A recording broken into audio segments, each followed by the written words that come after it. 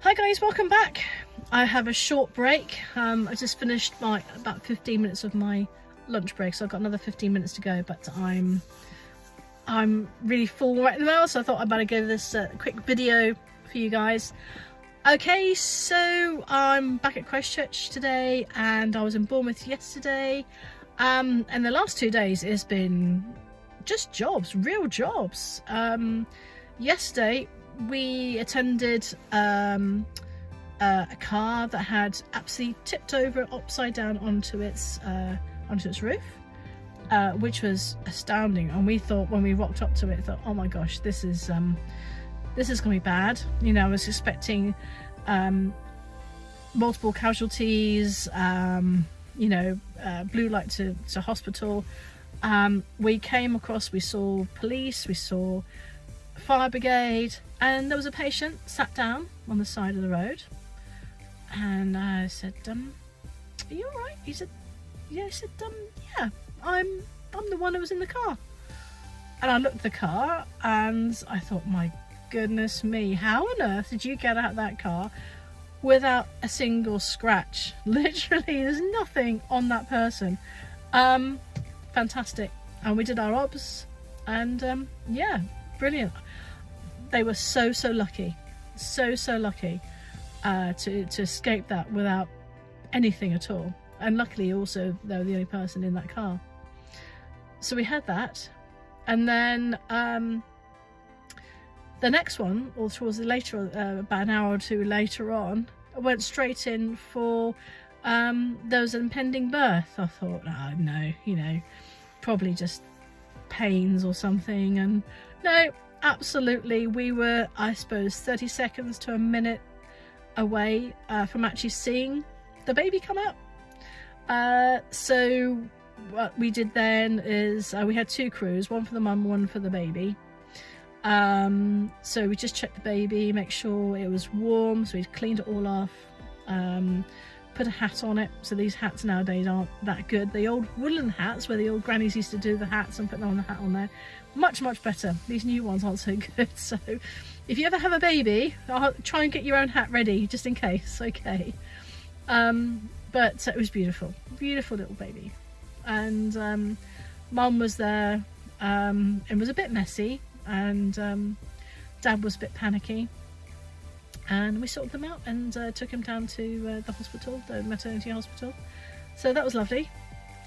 And today I'm almost, well, so we're halfway through the shift. This is why my lunchtime. We had a bit of a sad one. So we had a actual cardiac arrest, and we were second on scene. So there's already a neighbour had already started CPR. Crew got to there before us. They were doing interventions on this patient, who looked very cyanosed, which is quite blue in the face, and started getting cyanosed on the arms. Yeah, no, it didn't turn out well, sadly. It was the patient was PEA, and then turned quickly to asystole. And I don't think, even if we got there, we would got there 4 minutes, but if we got there even earlier, from what my crewmate was saying, we wouldn't have been able to get them back, sadly. So that was quite sad.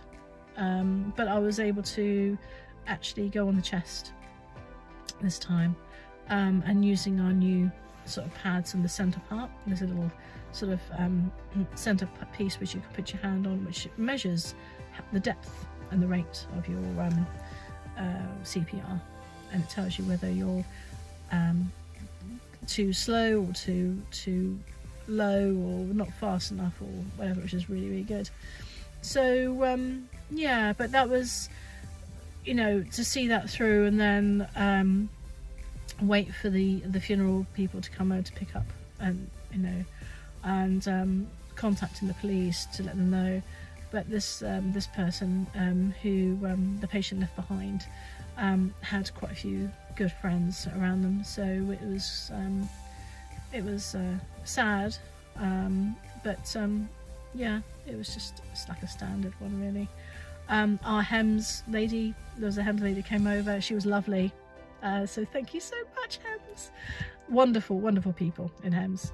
She came by car, and it's just I just love the way generally people talk to other human beings, and in a very empathetic way. So they have a lot of empathy, not sympathetic, not like, oh, I'm so sorry, you know, and not really understand what they're going through. But when you've got someone who's empathizing, that just really it shows through. And the patient's partner was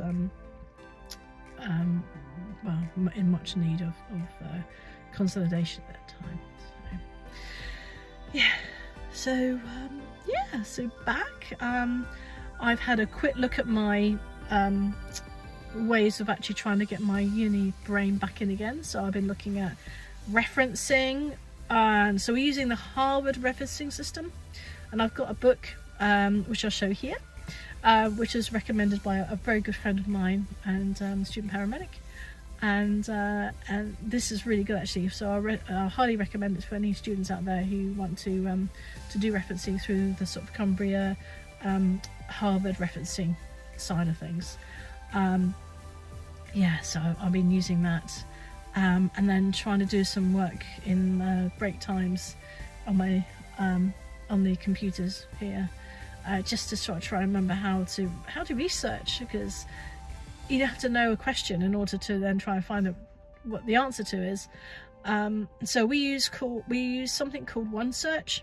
There's other search engines we can use as well. I'll create a question, and then from that I can then hopefully do a research paper, but we'll see.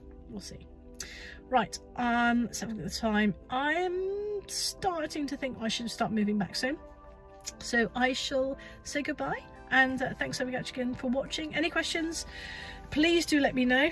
I've got a few more weeks as an ECA, and then these epaulets change and they will become students once more, and then we'll see what happens. So anyway, thank you so much. Be good to yourselves, stay safe, and I'll see you next time. Bye bye for now.